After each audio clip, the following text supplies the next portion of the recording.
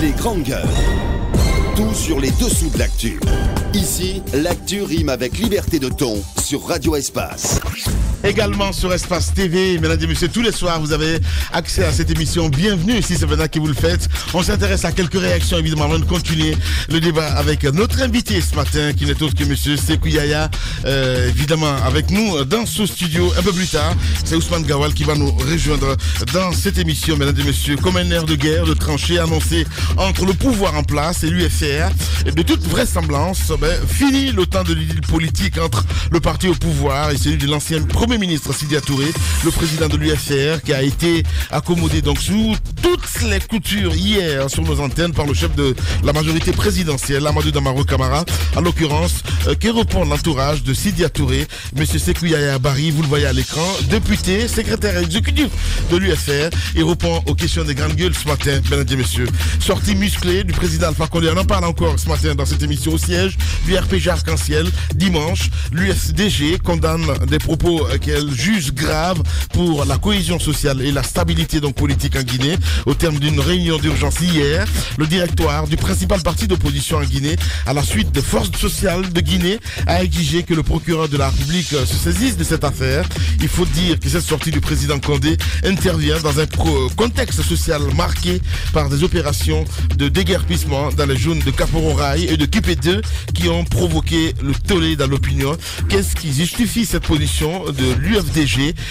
Quel regard d'ensemble, évidemment, sur les dernières évolutions dans l'actualité sociopolitique du pays? Monsieur Ousmane Gawal Diallo, député, coordinateur de la cellule de communication du côté de l'UFDG, il sera dans ce studio d'une minute à l'autre. Quelques réactions des auditeurs à Bakar avant de continuer l'émission avec cet auditeur qui nous écrit ce matin. Bonjour les grandes gueules, Sekou Yaya n'est pas un homme à jour où il tente de masquer la réalité. Il ne faut pas qu'il tente de nous pousser à aller au fond des secrets de l'UFR. S'il tente, nous serons obligés de parler. Damaro n'a touché qu'une petite partie. L'UFR représente juste une section de RPG Arc-en-Ciel. Oula! Mohamed Fofana, du côté de RPG Arc-en-Ciel. Bonjour les grandes gueules. De dessein à regret, d'erreur en désir, des mortels insensés promènent leur folie dans les malheurs, dans l'espoir des plaisirs. Nous ne vivons jamais. Nous attendons la vie. Demain, dit-on, va combler tous nos voeux. Demain vient et nous laisse encore plus malheureux. L'UFR ferait mieux d'enrouler son ambition présidentielle dans un c'est pas possible. Allez, on va rester dans le sillage avec cet autre qui nous écrit. Bonjour les grandes gueules. C'est Fodé Baldé qui nous écrit ce matin. Bien. Alors, qu'est-ce qu'il dit? Exproprium, c'est bien ça, bien acquis par le biais de la loi. Il parle de la... Ok, d'accord. Par décret est une violation de la loi en Guinée. Dans une vraie démocratie, l'on devrait dédommager la société pour arrêt illégal de la société. Damaro est un menteur, était un vrai menteur. Nous sommes prêts à participer à la consolidation de la démocratie en Guinée. C'est Fodé Baldé qui nous écrit ce matin. On continue le débat, mon grand. Peut-être parce qu'on parlait de conditions d'organisation des prochaines élections. Tamba posait la question de savoir, depuis 2010, vous dites la même chose, vous dites vouloir vous battre pour obtenir des conditions d'organisation d'élections transparentes en Guinée, mais vous n'y arrivez pas. Cette fois-ci, sur quoi vous allez vous appuyer? Vous avez évoqué la question du fichier électoral lors de votre assemblée générale le samedi. Vous dites qu'il n'y aura pas d'élection, et je crois que c'est le même son de cloche du côté de l'UFDG, pas d'élection sans que le fichier soit totalement assaini. À date, puisque nous sommes en train d'aller vers les élections législatives, quel gage vous avez que le fichier, l'actuel fichier donc, que vous qualifiez de corrompu, va être totalement et assaini en profondeur? Donc sur quoi nous comptons pour arriver? La première des choses, je vous ai dit, c'est le fichier électoral, oui, où nous allons nous battre pour avoir un fichier électoral propre. La deuxième chose, c'est que la Guinée a mûri. L'expérience a montré que les Guinéens se sont rendus compte qu'il ne faut pas envoyer un apprenti au sommet de l'État. Et pour cela, nous savons que Sidya a une somme d'expérience et que les Guinéens ont, de façon générale, savent qu'il est capable de changer notre pays. Et cela dit, nous vendrons cela auprès de la population. En plus de la sécurité des élections, nous sommes sûrs d'arriver en 2020. Donc cela dit, faites confiance parce que nous n'allons pas aller aux élections avec un pas. Faites confiance à la nouvelle CENI? Mais en fait, la CENI, le problème, nous savons ici en Guinée, qu'aujourd'hui, il faudrait faire en sorte que la CENI soit impartiale. Bien. Et ils nous ont ciblé, montré qu'ils veulent l'être. Et cela dit, nous allons avoir, c'est des Guinéens, nous allons avoir confiance à eux et nous allons travailler avec eux pour avoir un fichier électoral. Alors, en fait, la question de Aboubacar, c'est mon impression et n'est pas répondue sur la sécurisation des votes. Parce que vous parlez d'élections transparentes, il faut penser à l'institution électorale. Oui. Rien n'est sûr, en tout cas pour le moment, qu'elle sera meilleure à celle que nous avons connue. Il faut penser au fichier électoral. Tout à fait. Le débat se mène jusqu'à maintenant. Est-ce que le fichier électoral, par exemple, à votre avis, il est acceptable? Avec lui, on peut aller... Non, on ne peut pas aller aux élections. Mais au-delà de ça, il y a des acteurs qui participent à l'élection. Des acteurs de l'administration, chefs de quartier et autres qui ne sont pas encore installés. Surtout l'administration, le MATD. En réalité, dans la nouvelle loi sur la CENI, le problème, c'est que vous ne savez pas. Le MATD s'occupe de tous les volets techniques, pratiquement. C'est que je tout ce qui est équipement, c'est le MATD. Je voulais vous dire que dans le processus électoral, le chef de quartier ne fait pas partie dans la structure du processus électoral de la CENI. La CENI a ses démembrants chargés de faire le processus électoral. Cela dit, moi j'ai simplement... Oui, par le passé, ça a été influencé, mais ce n'est pas normal.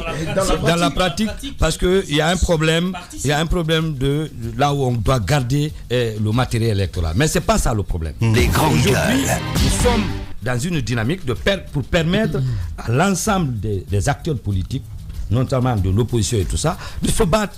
Parce que nous avons en face de nous quelqu'un qui est partant. Je crois que les cartes vont être rejouées entre ceux qui vont se battre sur l'échiquier politique et nous estimons fortement que notre candidat a des fortes chances d'arriver. Et c'est d'ailleurs pourquoi l'acharnement contre l'UFR, parce que lui il n'a pu rien faire pendant les 9 ans. En réalité, maintenant, quand quelqu'un viendra qui va changer cela et rendre le pays plus vivable, cela lui pose assez de problèmes. Bien. C'est Yaya Barry, notre invité. Allez-y, donne une question, Moussa. Je pense qu'on ne devrait pas demander à un parti politique, à la classe politique, si elle a confiance en la CENI.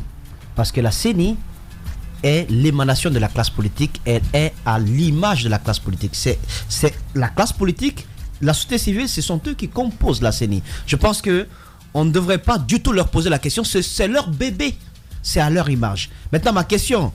Vous vous basez sur le fichier, mais vous ne vous basez pas sur quelque chose qui pourrait créer des conséquences désastreuses pendant le processus. C'est l'opportunité ou, je dirais, le droit qu'on a offert à l'administration du territoire de commander le matériel lourd pour cette élection, pour les différentes échéances électorales. Qui dit MATD, qui dit matériel lourd pour un processus électoral, c'est de quoi on parle.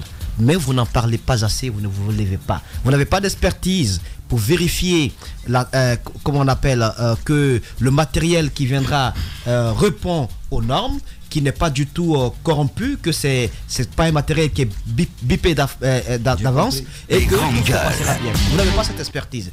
Alors, comment vous faites pour ne pas en parler? Pourtant, c'est déjà la programmation d'un débat stérile qui va naître dans quelques mois. Peut-être deux dernières questions rapidement. Vous allez répondre à toutes les trois. Est-ce que vous allez siéger? Est-ce que vos députés vont siéger la prochaine session du Parlement qui a vu son mandat prorogé par le Conseil constitutionnel intervient je crois dans une semaine, le 5 avril. Est-ce que vos députés, la dizaine de députés que vous avez, est-ce que vous allez siéger? Deuxièmement, l'honorable Damaro Camara laissait entendre hier que, à l'occasion de cette session, le code électoral révisé, donc qui a servi à organiser ces élections communales, va être remise sur la table, donc va être probablement abrogé dans certaines dispositions concernant les chefs de quartier et de district. Est-ce que vous allez prendre part au débat? Est-ce que vous allez y souscrire? Pour la première des choses, il faut reconnaître que le marché public, il y a une loi en République de Guinée. Généralement, quand il y a des commandes, c'est le marché public par rapport aux urnes et tout ça. C'est pourquoi on a ramené ça au niveau de l'État, parce que c'est un financement de l'État. Ça, c'est la question que je peux répondre sur le matériel lourd. La deuxième des choses, sur la question de siéger ou pas, nous avons une réunion dans le jeudi par rapport à cette question pour finaliser, parce qu'il y a eu des concertations à la base afin de décider finalement qu'est-ce que nous allons faire. Mais nous savons déjà par rapport à cela, il y a urgence à un certain niveau, notamment le code électoral. Nous nous sommes levés contre ce code électoral qui n'était pas du tout bon. Et aujourd'hui, s'il y a l'opportunité de changer un certain nombre d'articles au niveau de ce code pour rendre plus lisible le code, ou carrément de l'abroger parce que vous étiez vent debout contre ce code. Non, parce que c'était pas un bon code. Oui, effectivement. Sur cette question, ça vous donne raison. Voilà, donc nous avons des possibilités aussi de changer cela pour permettre au processus électoral d'être plus fiable dans notre pays. Bien. Non, je dis, je ne décide pas. Bien. C'est pas à moi de décider. Sékou Yaya, Barry. Si je dois dire un mot par rapport à ce que M. Damaro, comprenez, vous savez que je parlais tout de suite de tout ce qu'il dit qu'on nous a restitué et tout ça.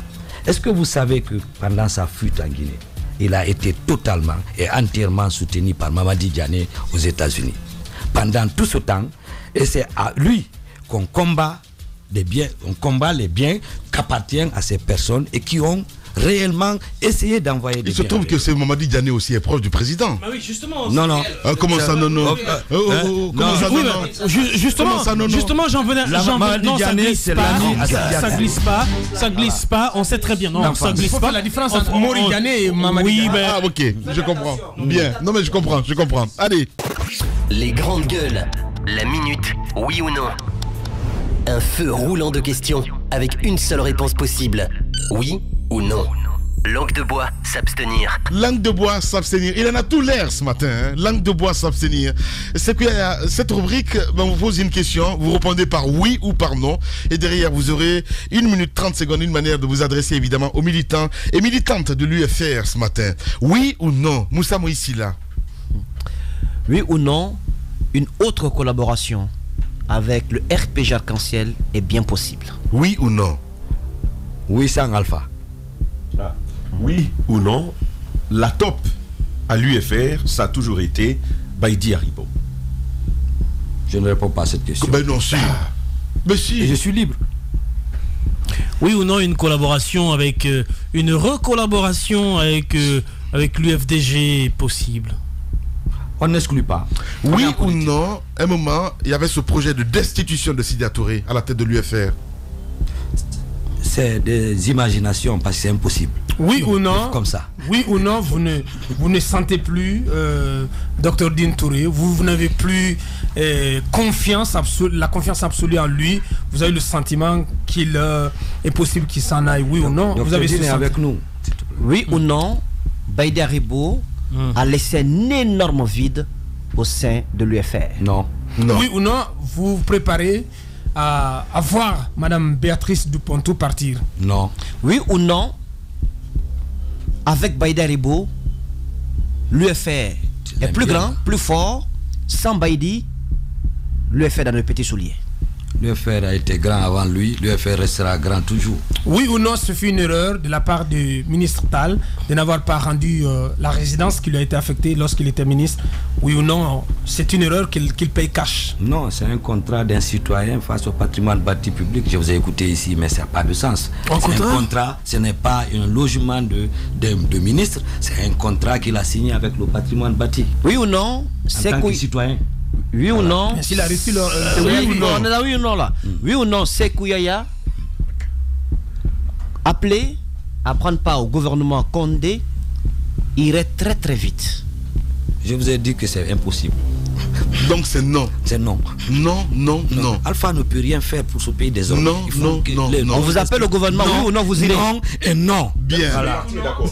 Non, le déguerpissement, parce qu'on a vu que le domicile de votre maman, je crois, a été saccagé, a été mis à sac à Kaporo. Oui ou non, vous en avez gros sur le cœur contre Alpha Condé, contre Ibrahima Kourouma? Oui, ça, la raison, parce qu'ils n'ont jamais construit une maison dans leur vie. Bien. Il voir des maisons de quelqu'un se gâter comme ça, c'est même grave. Et Alpha Condé il a été sous la responsabilité des Français pendant toute sa vie. Il est revenu ici, il est président là. Montrez-moi son chantier où il est en train de construire la maison de sa retraite. Non, il a acheté une maison avant d'arriver président de la République. C'est une maison qu'ils ont achetée pour lui avant d'être président. Montrez-moi un chantier de Alpha Condé où il dit c'est ici je dois passer mes derniers jours. Merci beaucoup Sékou Yaya d'être passé chez nous. C'est moi qui vous remercie. Il y a le snobisme des fines gueules et la rudesse des gueules de bois. l'infortune des gueules moins propres à la douleur des gueules cassées. Il y a les jeux d'esprit des drôles de gueules, le piquant des amuse-gueules. Mais par-dessus tout, il y a l'audace et la pugnacité des grandes gueules de Radio Espace. Exubérantes et effrénées, rarement politiquement correctes et toujours excessives, les grandes gueules plus que jamais déterminées. Grandes gueules à vie. Seul le Tout-Puissant pourra nous faire taire. Bienvenue chez les GG de Radio Espace Guinée.